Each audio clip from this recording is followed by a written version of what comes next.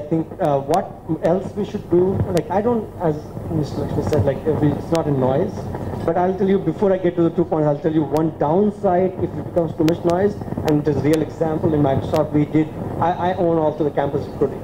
3 years back we did this effort of, let's go hire more women, just focus on that.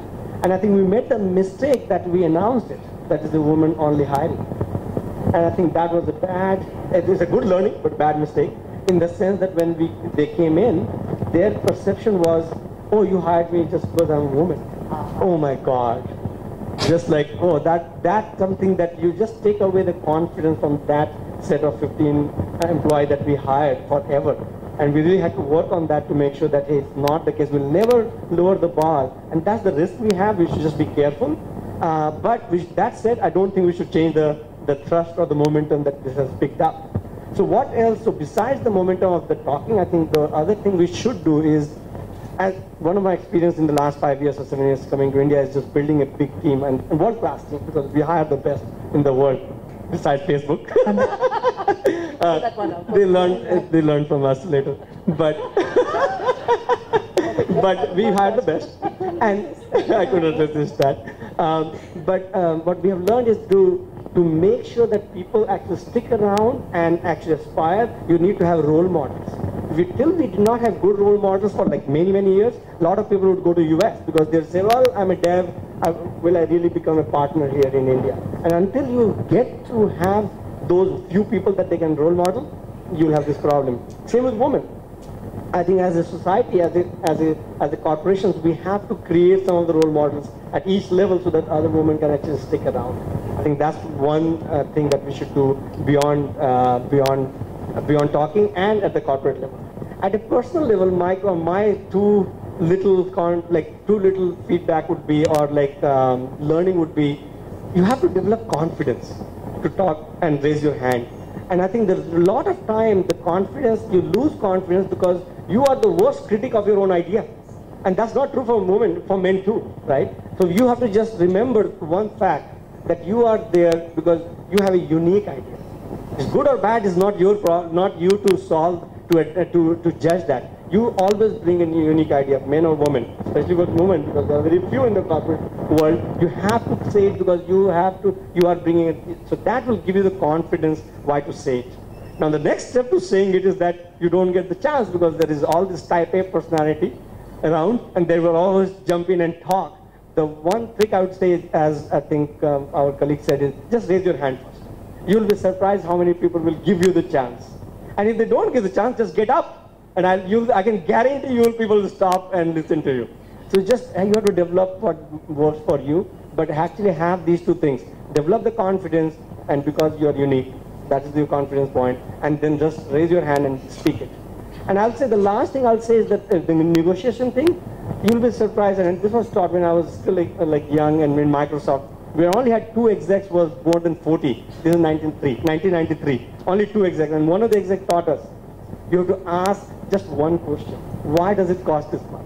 You'll be surprised how many times you'll get the right answer. So don't think you are negotiating. You're just asking a very naive question.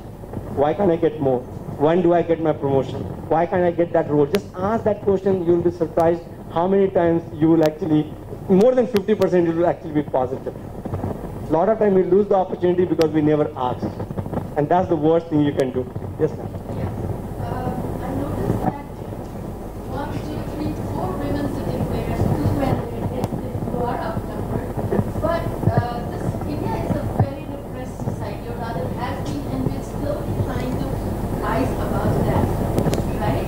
You agree? I agree. Thank you. Now, going ahead from that, Satya spoke about empowering women. What about the men who start learning to deal with this woman rising and not suppressing, feeling, a little lost, insecure, so many such things. That was one thing that I thought. Can I just make a point? Questions. Yes. Don't think that that all the time we're up and it's no. I mean. We're not talking about just Western. We're talking about empowerment, giving the opportunity, the noise. It's the same way you're trying to counsel women, saying yes, you can do it. I think men need to also understand that they're equal. They And that's what I think Sangeeta said. It was about, there was an empowerment in her family which allowed her to blossom. Which, okay. That's why the saying that's And what I want to say is, there is no formula. This is each one's personal story, personal journey, okay? And so, like, as far as I'm concerned, I believe that I have 2 daughters and a dog, that's a she too, so I'm even more minority than you, okay? You know, so I believe that, you know, that I've empowered my daughters to do, you know, what they choose to do. But is that true for everybody? No, but I think that when we talk about signal to noise, I think there must be sessions covering men also in this topic, okay? And I think that's when the whole system will become a movement. Lakshmi, I'm just going to add, sorry Kritika, I just want to add, switching off mobiles, nobody's mobiles is wrong.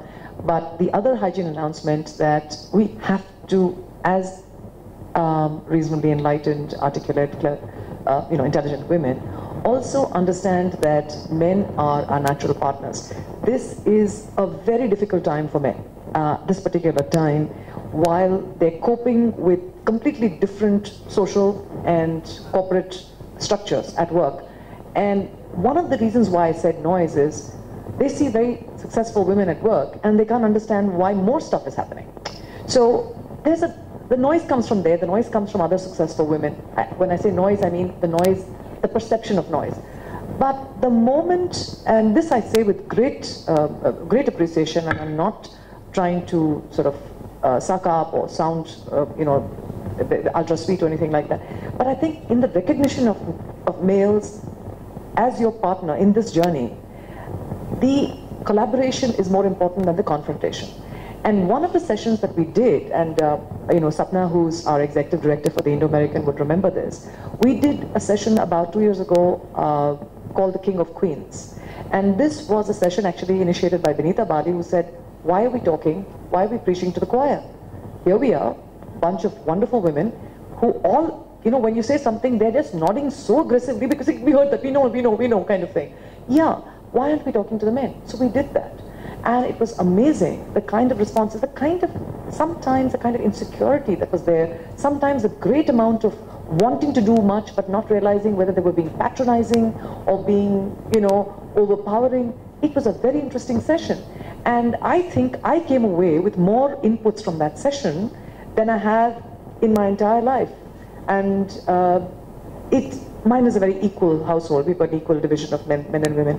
Our dog was female. Lakshmi, just to establish that. That was one thing I insisted on. But I think this journey is going to be a journey in arms. Not the arms of war, but the linked arms. I think that is what it's going to be. So as women, we have to be so conscious of being respectful to our male partners, not just at home, at work. It's a tough time for men.